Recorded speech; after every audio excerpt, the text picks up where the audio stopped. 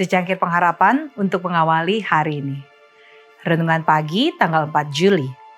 Pemikiran mengenai pola hidup dan doktrin bagian 2. Efesus 5 ayat 8 berfirman, "Sebab itu, hiduplah sebagai anak-anak terang."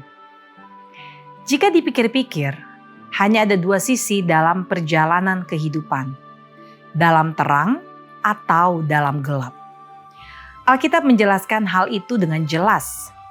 Namun, apakah terang itu? Banyak dari kita berperilaku seolah-olah doktrin yang benar atau bahkan pola hidup Alkitabiah adalah terang. Salah. Kristus adalah terang dan agama adalah petunjuk untuk mengarahkan kita berpusat pada hubungan kita dengannya. Dalam usaha untuk berpusat pada hubungan dengan Kristus, itulah tercakup masalah dosa dan solusi Tuhan terhadap masalah itu melalui salib Kristus.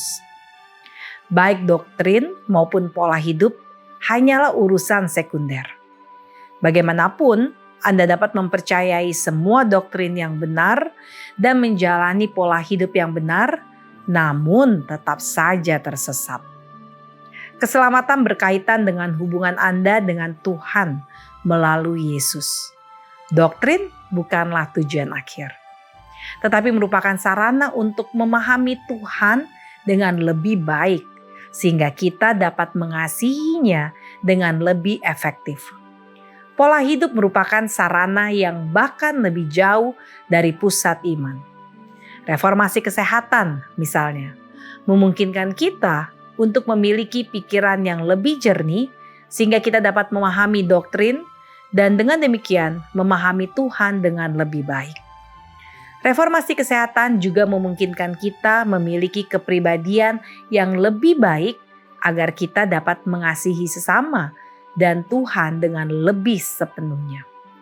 Ternyata pandangan para pendiri Advent dalam hal pola hidup dan doktrin tidaklah setara. Itulah sebabnya mereka berupaya keras untuk merumuskan doktrin mereka secara tepat. Sementara pada dasarnya mengabaikan sebagian besar soal pola hidup hingga kebutuhan dan krisis memaksa mereka untuk mengambil sikap. Umat Advent mengisi kekosongan akibat mengabaikan pola hidup dengan berbagai cara. Terkadang mereka menentukan sikap melalui pendalaman Alkitab dan konferensi ketika suatu krisis muncul. Tetapi di lain waktu, Ellen White lah yang mengambil inisiatif dalam menentukan solusi terhadap masalah-masalah yang muncul dan menunjukkan bagaimana solusi itu sesuai dengan gambaran yang lebih besar, yaitu pekabaran 3 malaikat. Cara yang terakhir itulah tampaknya sering diambil dalam bidang-bidang seperti reformasi kesehatan. Sementara cara yang pertama, seperti yang telah kita lihat, lebih mendominasi dalam penentuan sikap sehubungan dengan aspek-aspek seperti dinas militer dan persepuluhan. Karena Ellen White sering menerapkan asas-asas Alkitab pada kehidupan sehari-hari gereja dan para anggotanya, maka selama bertahun-tahun nasihatnya semakin menjadi pusat pembahasan mengenai pola hidup Advent.